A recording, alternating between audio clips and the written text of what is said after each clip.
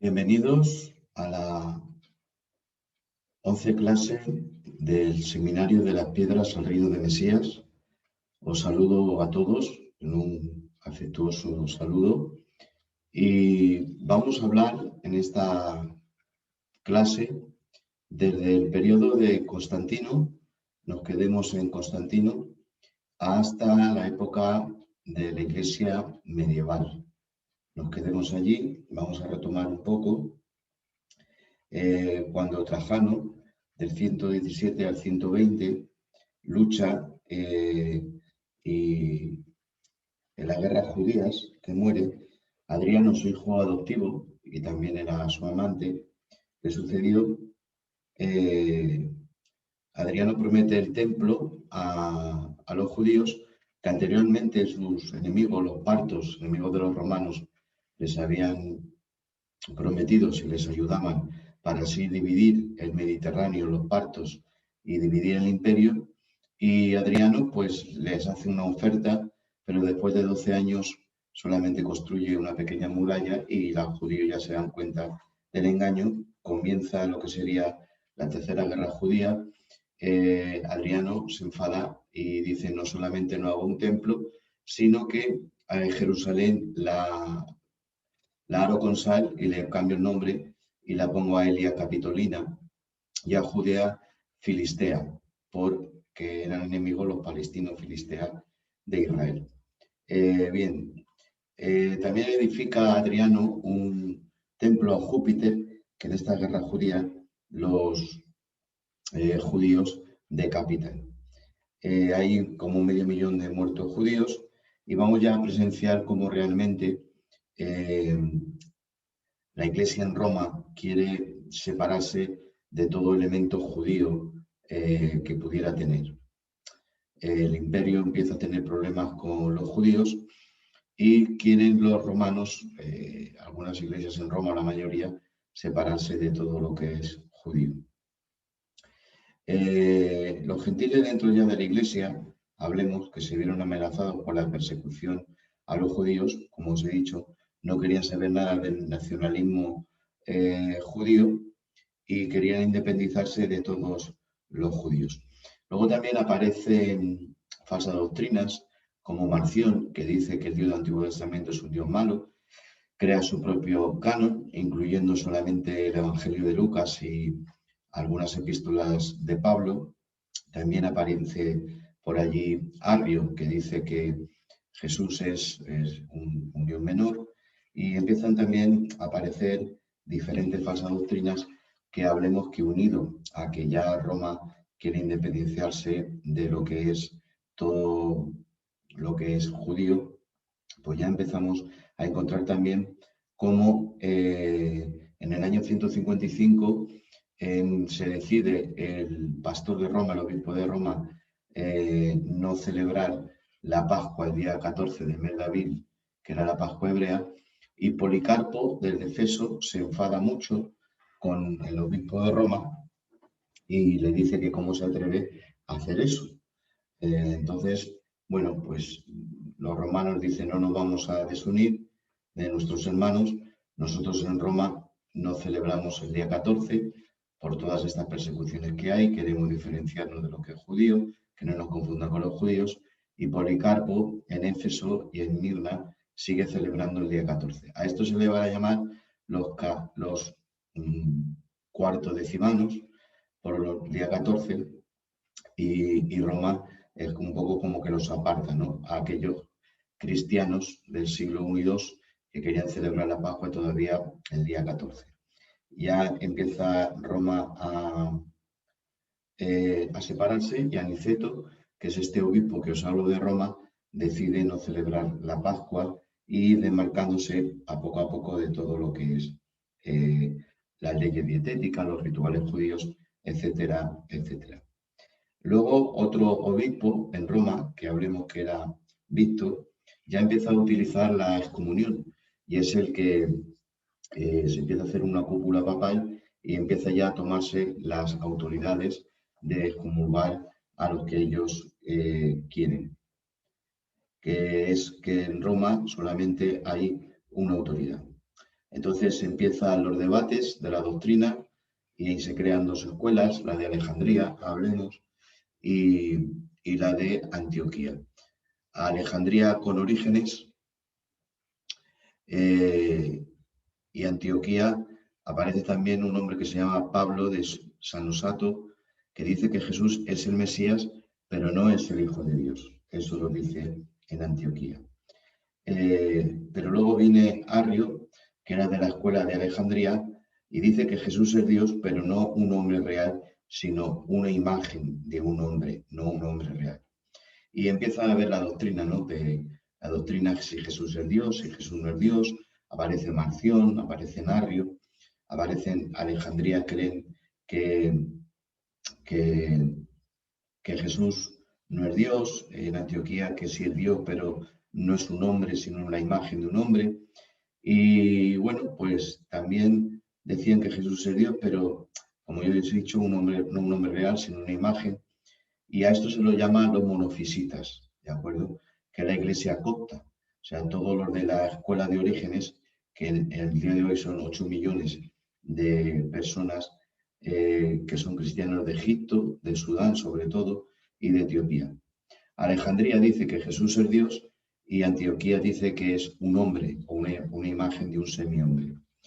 Ya a mediados del siglo III, el emperador Decio, en el 251 después de Cristo, ya persigue a los cristianos realmente, se levanta persecución contra los cristianos, porque ya se sabe diferenciar que los cristianos no son realmente judíos. Y en el 251 al 258, este emperador Decio mató a 100.000 cristianos. Mató a Orígenes en Cesarea. Muchos en la época de Decio deciden apartarse del cristianismo, ¿de acuerdo? Pero ya cuando muere Decio, que aparece Cornelio en Roma como obispo, les admite dentro de la iglesia. Entonces allí se levantó otro pastor que era novaciano y le dijo que como habiendo muerto tantos cristianos en los circos romanos como antorchas humanas, ahora que ya ha acabado la persecución se les permite entrar. Entonces Cornelio pues los permite entrar, Novaciano no queda con muchos, también les comulgan, y ya en el 150 ya aparece como acabados el canon del Nuevo Testamento. El primer evangelio fue Marcos y luego desde el 50 van apareciendo los manuscritos del Nuevo Testamento que se van a concluir sobre el 150. Ya circulaban manuscritos desde el siglo I, pero es en el año 150 cuando ya se hace el canon. Justino Mártir, a mitad del siglo Dios, menciona Memoria de los Apóstoles, los 4 evangelios los cita Ireneo, en sus Tetramorfos, Orígenes también, Úrsulo, Eiffel, diferentes. Había una polémica al principio porque no se quería incluir Hebreos, Santiago y Segunda de Pedro, Segunda y Tercera de Juan, Judas y Apocalipsis, pero ya sí que en el 150 van a cerrarse el canon del Nuevo Testamento. Bueno, eso fue desde Constantino hasta, ahora vamos a ver la época medieval.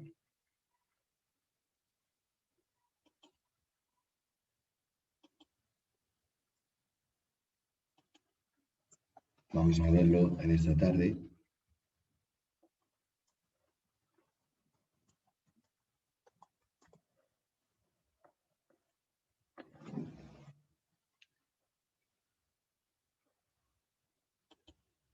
A ver.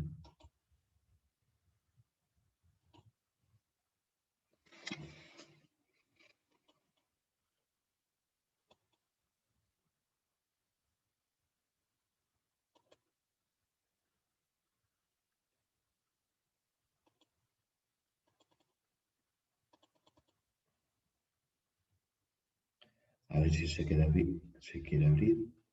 Ahora parece que quiere. Vamos a ver.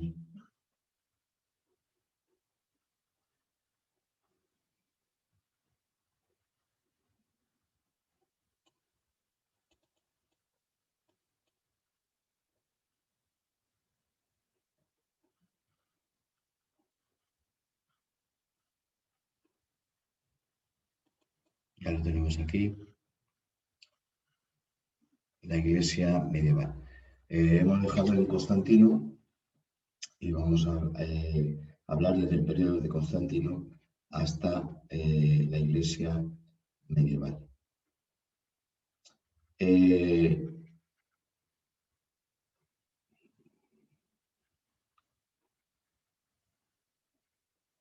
Vamos a ver, desde la caída del Imperio Romano Occidental, tenemos que ver que el Imperio Romano se divide en oriental y occidental. En la historia del imperio se divide, el Imperio Romano queda en el oriente y en el occidente, con diferentes escuelas de pensamiento. Ya os he hablado de Arrio, que dicen que Jesús es Dios, otros que Jesús es Dios es hombre, pero todavía no estaba claro realmente en una medida la naturaleza divina de Jesús.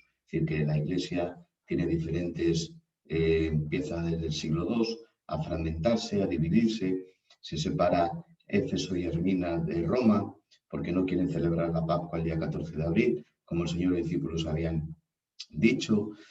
Aparece Arrio, aparece Marción, hay diferentes doctrinas. Y bueno, el Imperio Romano también en el marco histórico, el Imperio Romano queda, tenemos que tenerlo claro para aprender la historia de la Iglesia, en la Iglesia Romana Occidental y la Iglesia Romana Oriental. Desde la caída del Imperio Romano en el 476, el Imperio Romano Occidental después de Cristo, hasta la caída del Imperio Romano Oriental con Constantinopla en 1453. Es decir, el Imperio Romano Oriental cae en el 1453 después de Cristo y es más prematuro la caída del Imperio Romano Occidental, que cae en el 476 después de Cristo.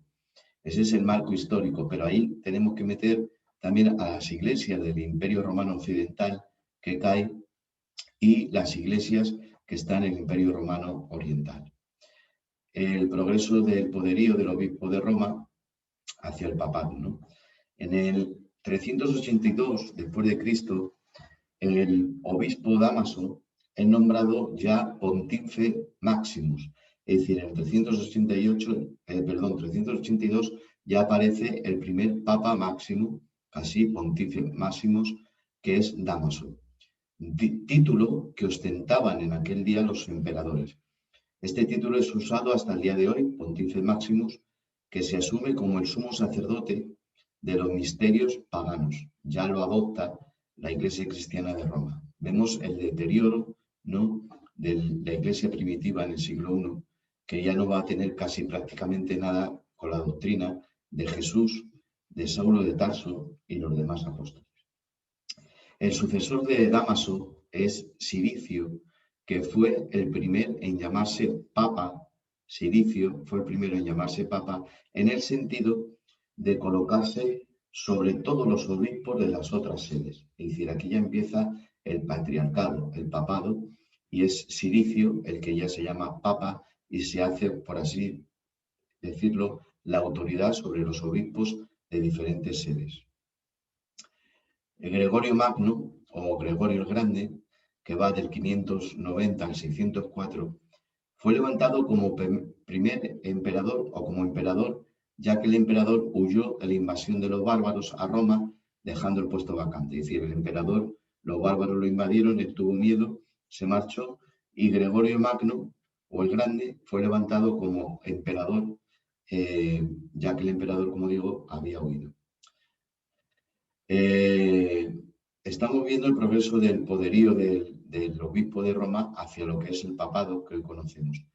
Estamos en el 606, cuando Bonifacio III es el primer obispo en revestir oficialmente el título de Papa y Pontífice Maximus o Sumo Pontícipe. Bonifacio III, 606. El título de Vicario de Cristo es usado desde el Papa Juan VIII en el 872 después de Cristo y oficializado por Inocencio III en el siglo XIII, en el 1400 después de Cristo. Otro título más se va a añadir, ya solo Pontífice Maximus, el Papa, o también Vicario de Cristo, que es usado desde el Papa Juan VIII en el 872 después de Cristo y oficializado por Inocencio III en el siglo XIII y 400 después de Cristo. Vamos ahora un poco, una pincelada de los dogmas impuestos por los papas. La transustanciación y la presencia real de Cristo fue instaurada en el Concilio de Trento de 1376. Es decir, la transustanciación es que en la hostia consagrada, que así es el término católico, se dice que al presentarlo, Cristo entra dentro de esa torta, pequeñita galleta, y es la transustanciación. Esto ni Pablo ni los apóstoles de Cristo tenemos la doctrina de la Iglesia, sino que esto fue un añadido, ¿vale? En el Concilio de Trento del 1376. Vamos a ir viendo poco a poco los dogmas impuestos por los papas. Que es lo que os hablo, la transustanciación, perdón, mi pronunciación, que es la presencia, como os hablaba, eucarística de Cristo. Comienza en el momento de la consagración y dura todo el tiempo que subsistan las especies eucarísticas.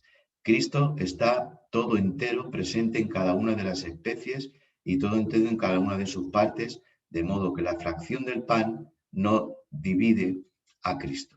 Eso se dice en el Concilio de Trento. También Pío XII, en el 1846, estamos viendo cómo se ha evolucionado desde los obispos de la Iglesia primitiva a lo que es el papado y el patriarcado papado, las doctrinas, la división de la Iglesia.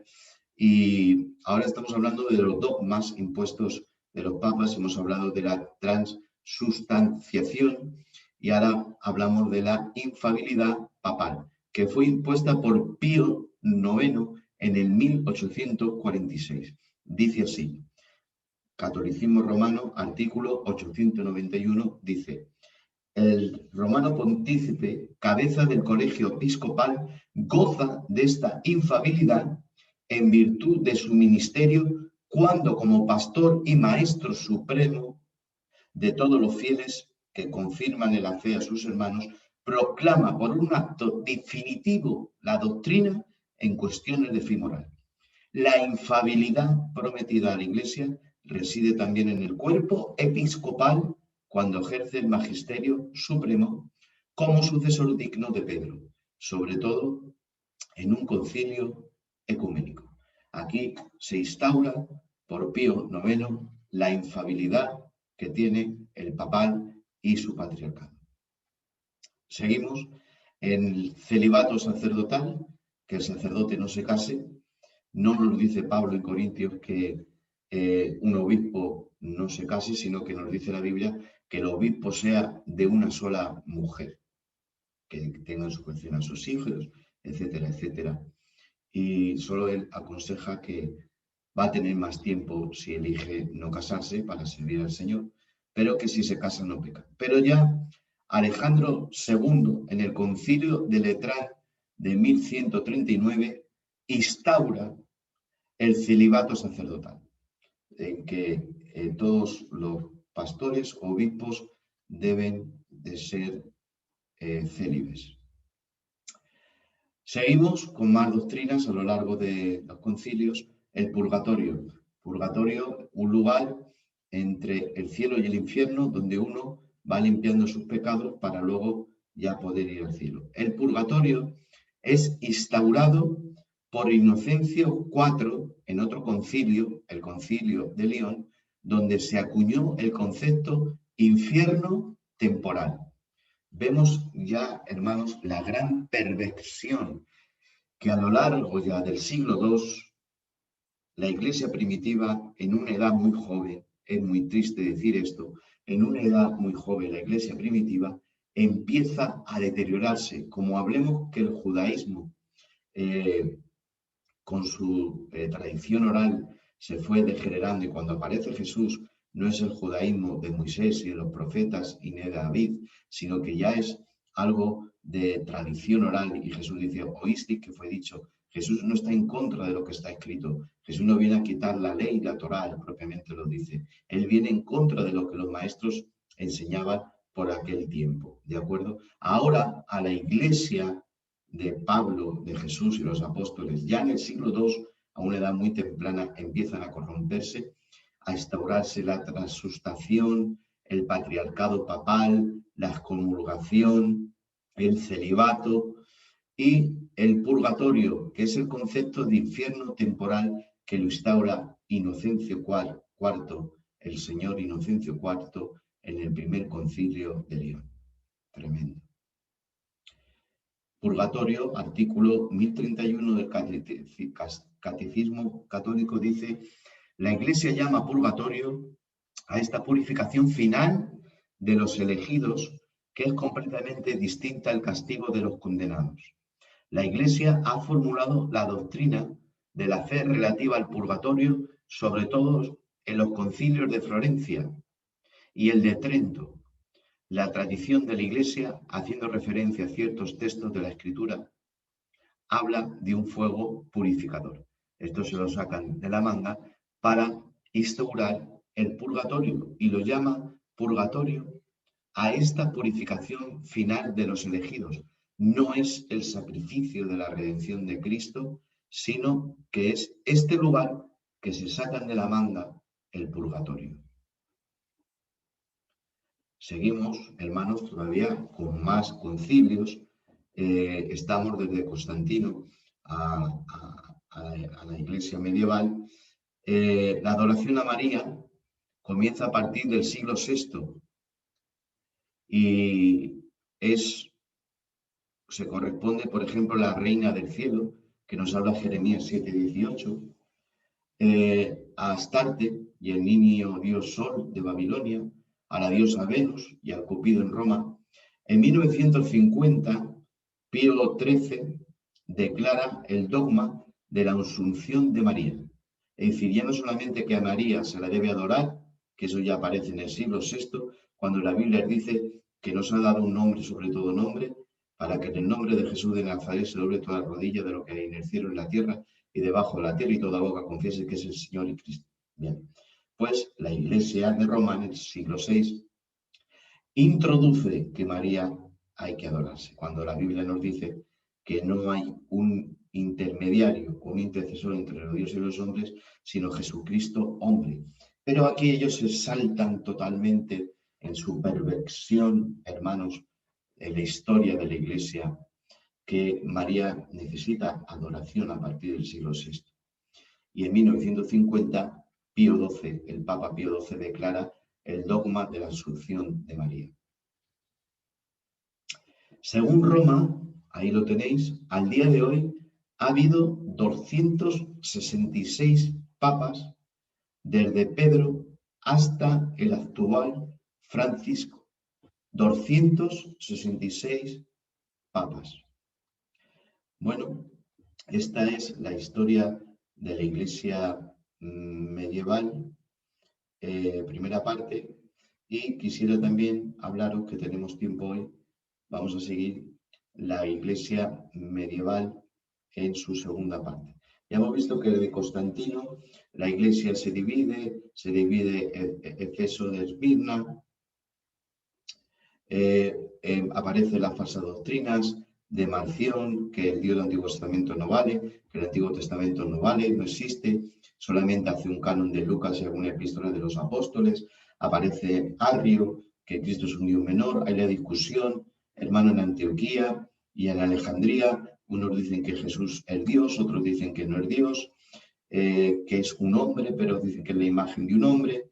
Y a partir de ahí se va introduciendo, hemos visto, la transustación, que en la hostia consagrada a Cristo se mete, el papado, ¿no? La infabilidad del papa, el celibato del sacerdote que no debe de casarse, la adoración a María, la asunción de María, en todos estos concilios que a lo largo de la historia de la Iglesia romana han aparecido. Estamos en la época medieval y tenemos que también ver el surgimiento de otra religión, que es el Islam. Aparece Mahoma, que nació en la Meca, Arabia, en el 570 después de Cristo. Era de una tribu que se llamaba Quraysh y se dedicó al comercio, era comerciante hasta la edad de 40 años. En el 610 comienza su carrera como profeta y reformador de la religión árabe. Fue perseguido y huyó a la Meca, Mahoma, en Medina, en el 622, y a este evento se le llama en Islam la Ejira o la huida, y marca el comienzo del año musulmán. Vamos a ver un poquito el surgimiento del Islam, aquí lo tenéis en pantalla. En el 628 al 630 conquista la Meca y unifica Mahoma las tribus árabes bajo el poder del Islam y el único Dios Alá. Muere en el 632 en Medina a los 63 años de edad. En la sucesión al poder aparecen los chiíes y los sunís. Habéis oído muchas veces cuando se habla de Islam de chiíes y sunís. Los chiíes, estos consideraban que la sucesión familiar por medio de Ali, esposo de Fátima, hija de Mahoma, es decir, el yerno de Mahoma, decían los chiíes, una de las características en que ellos solo consideran el Corán y están esperando al 12º imán o el Mesías, también llamado el Mahdi. También el Islam tiene una escatología. Eso dicen los chiíes. Por el contrario, los sunís afirman que la sucesión o califato fue a partir del suegro de Mahoma, Abu Bakr, que era el suegro de Mahoma, miembro de la tribu también Quraysh. Estos creen en el Corán y el Sunnah, o código de conducta, que corresponde a las tradiciones de dichos y hechos de Mahoma. Para entender al Islam tenemos que entender lo que creen los chiíes, los sunís, en cuanto a la sucesión a Mahoma y en cuanto a las leyes del Corán. En la actualidad, el 85% de los musulmanes del mundo son sunís, hay muchos más sunís que chiíes, siendo Arabia Saudí el exponente más grande, donde más hay. Aquí podéis ver, hermanos, el surgimiento del Islam, todo lo que acapara prácticamente medio del continente africano, medio del continente de Oriente Medio y mucha parte, hermano, de lo que es todo Asia. Aquí lo podréis ver, va desde Marruecos, Mauritania, Mali, Níger, Nigeria, el Chad, Sudán, Etiopía, Somalia, Egipto, Arabia Saudí, Omán, Siria, Irak, Turquía, Afganistán, Pakistán, Irán, Kazajistán, Uzbekistán, Malasia también, Indonesia. Es decir, que es una de las regiones donde más miembros hay en el Islam. Bueno, entramos ahora en un periodo que son las cruzadas, ¿vale? Al surgimiento del Islam, el Islam en sus conquistas conquistan mucho territorio de lo que queda en Israel, ¿de acuerdo? Se apoderan del territorio de Oriente Medio, como hemos visto, y en el 1054, después de Cristo, ocurre la separación definitiva de la Iglesia latina y la Iglesia griega, es decir, la Iglesia occidental y la Iglesia oriental. Y ya se va a configurar como la Iglesia latina romana y la Iglesia oriental o bizancio. Es la separación ya de la Iglesia romana latina de la Iglesia griega oriental. En la Catedral de Santa Sofía, un mensajero del Papa entrega la excomunión al patriarca ortodoxo. Es decir, se hace la Iglesia Católica de Roma y la Iglesia Ortodoxa de Grecia. Un mensajero del Papa entrega la excomunión al patriarca o al Papa de la Iglesia Oriental o patriarca ortodoxo de la Iglesia Ortodoxa, en el cual ya es la ruptura total de la Iglesia de Roma latina y la Iglesia Oriental ortodoxa. En el siglo XI comienza el asedio del poder musulmán a Constantinopla y los musulmanes controlaban toda la Tierra Santa, desde Asia Menor a Oriente Medio. Los musulmanes controlaban, como os digo, todo ese área. En el siglo XI también comienza el asedio del poder musulmán a Constantinopla. El emperador Alejo de Constantinopla le pide ayuda al Papa Urbano II de Roma para que envíe tropas en su ayuda. Estamos hablando las cruzadas que fueron desde el 1096 al 1291. El emperador Alejo de Constantinopla le pide ayuda al Papa Urbano II para que envíe tropas en su ayuda y también para liberar el camino de los peregrinos a Tierra Santa. En 1095, estando Urbano II en Clemor, Francia, es proclamada la primera cruzada, hubo 3, perdón, para liberar a los católicos orientales y recuperar así la Tierra Santa, especialmente lo que es el Santo Sepulcro. Es decir, que la excusa en el que piden ayuda al Papa de Roma es para que mande gente, soldados, la primera cruzada, para luchar contra los musulmanes y con el pretexto de recuperar los sitios sagrados, sobre todo la tumba del Santo Sepulcro, que la edificó la madre de Constantino, Helena. A todos quienes pelearon se les prometía indulgencias papales y la exención de pagar impuestos y deudas. Se iban a la Guerra Santa. La primera cruzada tuvo éxito en conquistar Jerusalén, porque en el año 1099, siendo liderada por Godofredo de Bobillón, a este se le denominó el varón protector del Santo Sepulcro.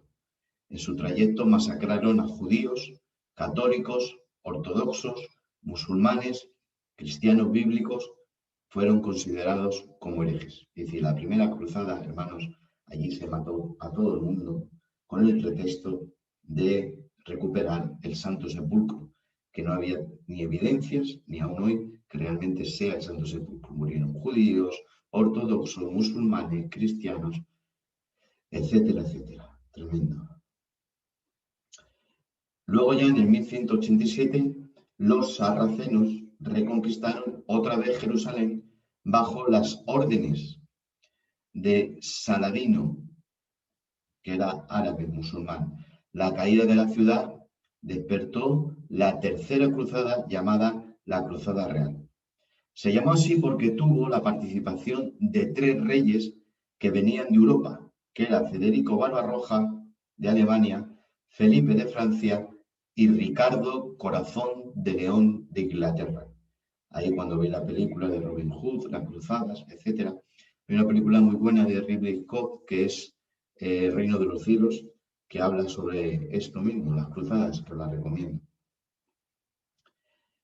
De esta travesía, solo Ricardo Corazón de León llegó a Jerusalén y concertó un tratado de paz con Saladino, lo que permitió que los peregrinos católicos visitaran el Santo Sepulcro sin ser molestados. Es decir, la tercera cruzada, Ricardo, el inglés, llegó a un pacto con Saladino, que era el musulmán, que Saladino también construyó lo que es la muralla actual que hay en Jerusalén, la construyó él y muchos edificios más. Y llegaron a un pacto para que todos los peregrinos cristianos visitaran el Santo Sepulcro sin ser molestados.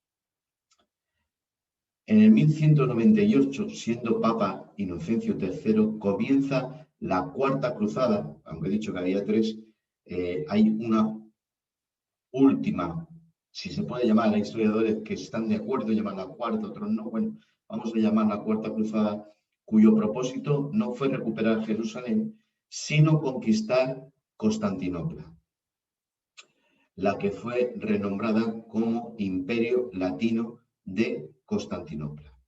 En esa cruzada la ciudad quedó destruida y saqueada, lo que provocó ya la ruptura definitiva con el catolicismo de Oriente y de Occidente. En 1212 comienza la cruzada de los niños, la cruzada contra los cátaros puros o contra los albigenses, que viene de Albi, sur de Francia. En 1209 terminó con 60.000 personas muertas entre cátaros y valdeses, que eran cristianos protestantes, seguidores de Pedro Baldo. Por eso se le llamó valdeses. Fue otra cruzada en el 1209 que murieron 60.000 personas entre cátaros y valdeses seguidores de Baldo. En 1211 se contaron 100.000 albingenses y valdeses protestantes asesinados en Lillajur, Francia. En el 1212, Merindol, Francia, se registra 500 mujeres valdesas quemadas después de ser violadas y ultrajadas. El 7 de agosto y el 16 de septiembre de 1562 ocurre la masacre de San Bartolomé, donde por orden de Gregorio XIII en Roma son asesinados 70.000 hugonotes protestantes.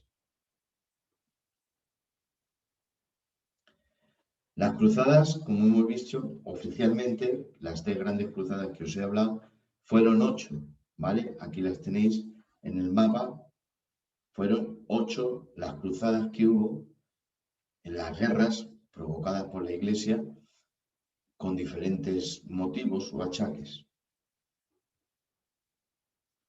Aquí tenéis un mapa de lo que son las cruzadas que van del 1096 a 1291. Y bueno, pues esto es más o menos la historia desde Constantino hasta las cruzadas o época, hemos dicho, época medieval.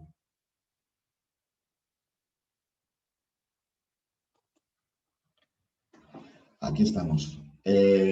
Terminamos esta clase 11, ¿vale? Que va desde el periodo de Constantino hasta la época medieval, donde hemos visto ya con la separación de lo que todo que es judío de la Iglesia y cómo se forma el papado, cómo ya toman el título de Pontífice Maximus o de Papa, la cúpula de autoritaria, sobre todo los obispos en diferentes sedes, la transustación, el presentar la hostia consagrada y que Cristo en su presencia entra dentro, la adoración, la ascensión a María, la intercesión de María, el purgatorio, la primera guerra cruzada con el pretexto de recuperar el Santo Sepulcro, el resurgimiento del Islam, de acuerdo, que luego también van a querer utilizar, porque hemos citado el Islam, porque el Islam está sobre Tierra Santa y tenemos que hablar, porque el Islam